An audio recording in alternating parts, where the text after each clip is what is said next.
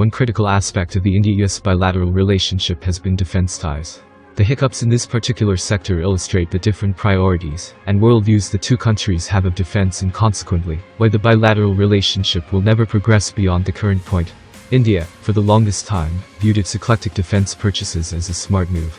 The standard explanation was we were multi-sourcing so as to wear off the effects of any sanctions, interruptions in spare parts supply, and any medium gestation design flaws. This of course was relevant when India was a heavily sanctioned country. Technologically too, this made perfect sense. After all, in a Russian plane, with a reasonable level of metallurgy, you could latch on an American pot-mounted gun and run a wire through to the cockpit. This was after all the time when all phones, be they American, German, French, Russian, Chinese, or North Korean, were the same, and could be used interchangeably. When the first push-button landlines came in, it became a bit more complex between pulse and tone phones, and even there, phones started being made where you could switch between pulse and tone. Today India is not sanctioned, and jerry-rigging heavy parts of metal do not constitute the cutting edge of technology. America has moved on, but India is still stuck in a time warp, be it on technology, the nature of technology and its linkage to industrial systems, or the very nature of the defense trade. How do we know this? Very simple. From the crude terminology we use, one can figure out how arcane our understanding of the evolution of technology in business is. The very fact we use terms like technology transfer, original equipment manufacture, OEM, and offset not only makes us the laughingstock of the international defense trade, it also shows we are simply incapable of absorbing transfer technology, manufacturing it, or getting any serious offsets. The problem starts with our industrial structure itself. In India, HAL etc. want to manufacture everything to do with a plane. In the West, the hyper-specialization of technology means that almost every single part is manufactured by a different MSME company. The size of these companies, unlike India, is not dictated by government fiat, but rather by the rate of replacement of what they produce. This is why technology changes so rapidly that every year's iPhone iteration represents a substantial leap over the previous years. Note, Apple does not manufacture these, they source it from thousands of different manufacturers, including arch-rival Samsung, and they merely do the technology and software design and interfacing. Similarly, in the 1970s, Boeing used to manufacture over 80% of its own aircraft. Today, Boeing is lucky if it manufactures even 20% of its commercial aviation flagship, the 787 Dreamliner. In such a context, technology transfer, TOT, and OEM make no sense. As shown above, the OEM owns only 20 to 25% of the final product.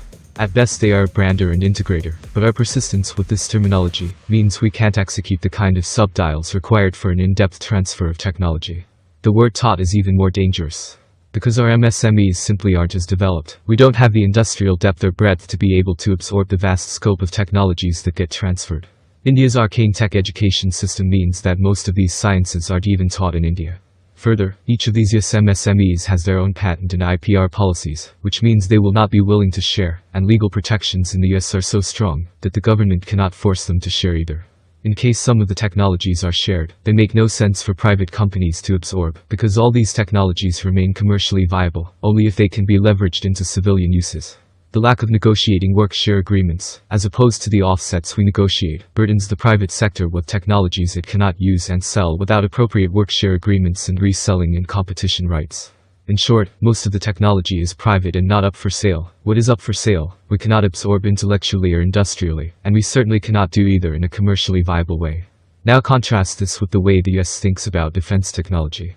In many ways this is like functioning in an Apple ecosystem. Your Mac desktop synchronizes perfectly with your Mac laptop, iPad and iPhone.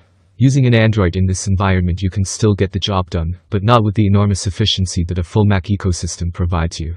This is what modern defense is about, not the kinetics of a weapons system, but rather its networking and data sharing technology, based on an enormous pile of highly accurate intelligence gathering.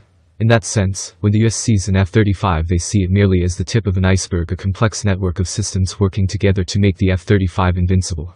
This iceberg includes real-time data gathered by drones, AWACS aircraft, electronic and image intelligence gathering assets including satellites. This data is then fused together to make it comprehensible and transmitted to the plane, and it is this data that enables the F-35 to see the enemy further out, understand his actions, his tactics and his escape routes, and shoot him down before the enemy even knows what has happened. When the UK Air Singapore sees the F-35, they understand this, and they know that by joining the program, the number of commercial contracts they get related to the F-35 will more than adequately compensate their investment in the platform through global sales. But when an Indian sees the F-35, all he looks at is a shiny standalone gadget, not merely as one piece in a jigsaw. He sees it as wasteful purchase like a kiddie party auntie buying a BMW, rather than as an investment as a shopkeeper would in a scooter. The home delivery revenues, more than compensating his initial investment. This then is the conundrum that India-US ties are stuck in. What the US is offering India doesn't understand.